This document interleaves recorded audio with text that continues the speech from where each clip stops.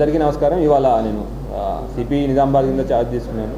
ముందుగా నా మీద నమ్మకం ఉంచి నాకు ఈ అవకాశం ఇచ్చిన మన రాష్ట్ర ప్రభుత్వానికి, మన ముఖ్యమంత్రి వాళ్ళకి, తర్వాత మా సీనియర్ అధికారులు అందరికీ పేరు పేరున ధన్యవాదాలు తెలుపుకుంటున్నాం. మా మెసేజ్ ఇవ్వాలనుకుంటున్నాం. లా అండ్ ఆర్డర్ విషయంలో ఎటువంటి రాజీ పడే ప్రసక్తే లేదు. శాంతి భద్రత పరిరక్షణలకి హయ్యెస్ట్ ప్రయారిటీ ఇస్తాం.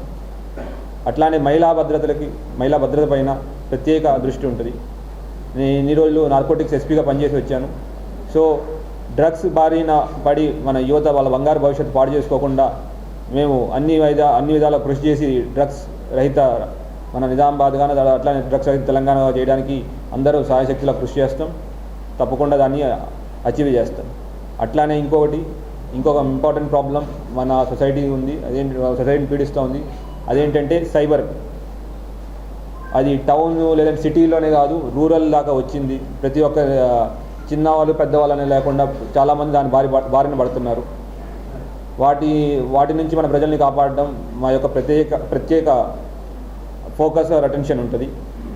ఇంతకుముందు చెప్పినట్టు మహిళా భద్రతకి రక్షణకి అత్యంత ఇంపార్టెన్స్ ఇస్తాం.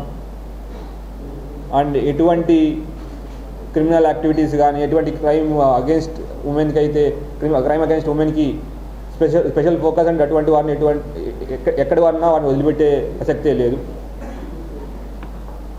అదేవిధంగా ప్రజలందరికీ మన మీడియా మిత్రుల ద్వారా ఒక విజ్ఞప్తి: ఎటువంటి ఇబ్బంది ఉన్నా, ఎటువంటి క్రైమ్ మీ ఏరియాలో జరుగుతున్నట్టు ఇన్ఫర్మేషన్ కానీ లేదా మీకు అనిపించినా, మీకు ఇబ్బంది ఎదురైనా నిస్సంకోచంగా డైల్ 100కి కాల్ చేయాల్సింది కోరుకుంటున్నాం.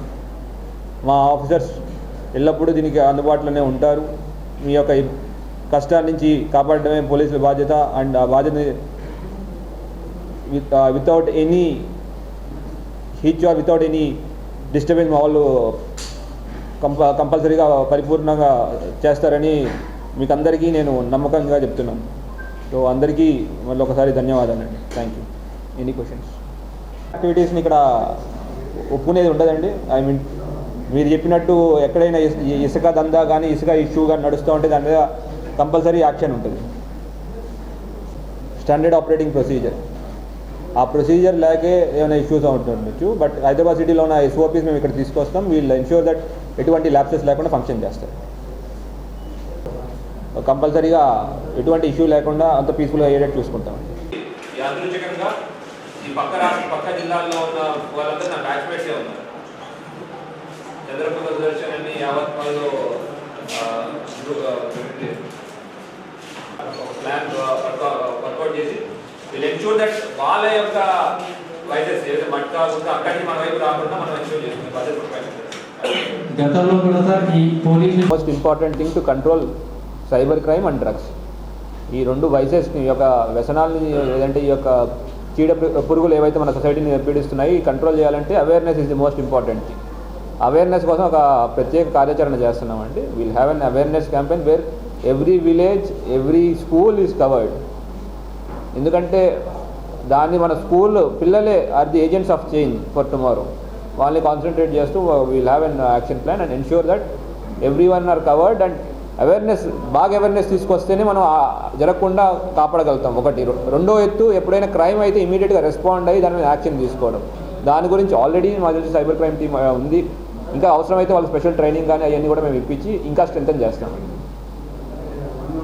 పట్టుకుని వెళ్తున్నారు. అట్లా కాకుండా we'll have a coordination thing. మీరు చెప్పినట్టు అప్పుడే కన్సర్టెడ్ ఎఫర్ట్ ఉంటుంది, ఇంపాక్ట్ కూడా ఉంటుంది.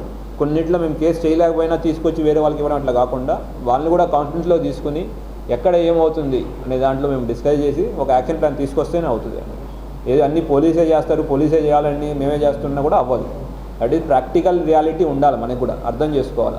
From police point of view కూడా అది అర్థం చేసుకుని వీళ్ళు కోఆర్డినేట్ చేసుకుని చేస్తామండి తప్పకుండా. యాక్చువల్లీ ఆ VDCs వినడం కానీ నేను ఇంతవరకు స్టడీ చేయలేదు. స్టడీ చేసి we'll take action whenever there are illegalities. ఒక అసోసియేషన్ ఫామ్ అయింది, మంచి గురించి అందరూ మాట్లాడుకోవడం చేయడం, there is nothing illegal in it. వాళ్ళు ఒకవేళ చట్టాన్ని వాళ్ళ చేతిలో తీసుకుని if they are trying to do any illegal activity then there will be action for sure అండి. Thank you.